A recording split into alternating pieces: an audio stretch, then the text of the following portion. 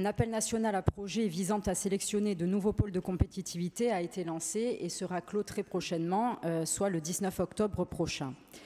Actuellement, la Corse n'est concernée que par un seul pôle de compétitivité, qui est Cap Énergie, et dont c'est une caractéristique unique en France, il faut le souligner. L'un des 3 membres porteurs est une agence de développement, en l'occurrence l'ADEC.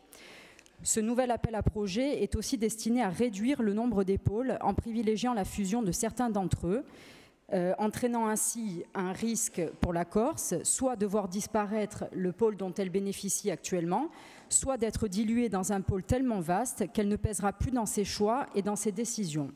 Ce nouvel appel à projet peut être aussi une occasion pour la Corse d'intégrer d'autres pôles nationaux, voire mondiaux.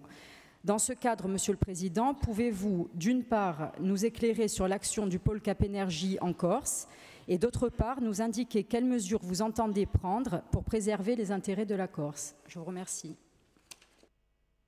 Merci, chers collègues. Donc, la réponse du conseiller exécutif. Merci, Madame la conseillère. Le pôle de compétitivité Cap Énergie couvre le territoire de la Corse depuis 2005. Il s'agit, comme vous l'avez rappelé fort justement, du seul et unique pôle de compétitivité français qui inclut notre île. Son originalité, et vous l'avez rappelé également, c'est qu'à la différence des autres pôles, il est le seul à comprendre une institution publique comme membre porteur, en l'occurrence l'ADEC, aux côtés du CEA et d'EDF. J'assure, comme vous devez le savoir également en ma qualité de président de l'ADEC, la vice-présidence de ce pôle. Il regroupe en Corse près de 100 acteurs publics et privés et fait preuve d'un dynamisme notable dans le domaine des énergies non génératrices de gaz à effet de serre. Votre question, Madame la conseillère, est néanmoins d'un autre ordre et elle est également et éminemment stratégique. Le gouvernement a en effet lancé récemment un appel à projet visant à sélectionner une 40aine de pôles sur les 72 existants, ce qui signifie que par le jeu des fusions, nous risquons de disparaître du paysage des pôles de compétitivité.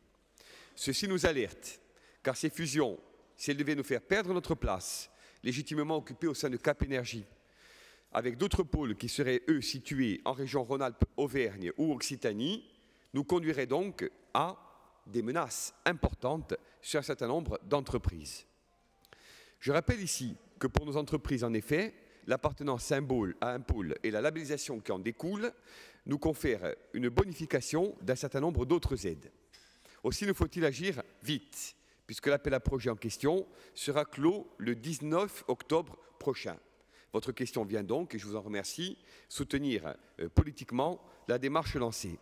Je sais que le directeur général des services, à la demande du président du conseil exécutif, a sensibilisé les autorités étatiques à cette problématique. Je l'ai moi-même naturellement fait et entend m'entretenir au cours des prochaines heures avec ces mêmes autorités, car cette problématique, encore une fois, est fondamentale.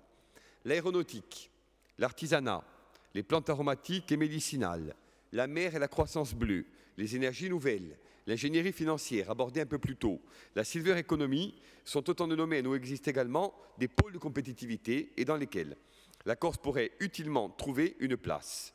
Aussi demandons-nous à ce que notre île, par-delà le maintien au sein de Cap Énergie, puisse intégrer et de plein droit l'ensemble des pôles de compétitivité qui sont susceptibles de la concerner.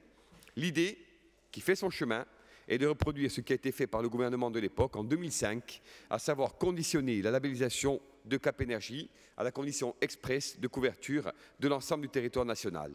Ceci signifie également qu'il faudra présenter et projets et stratégies dans tous les domaines que je viens d'énumérer. L'ADEC et l'ensemble de la majorité territoriale et particulièrement du Conseil exécutif y travaillent d'arrache-pied. Le temps, vous l'aurez compris, nous étant compté. Je vous remercie.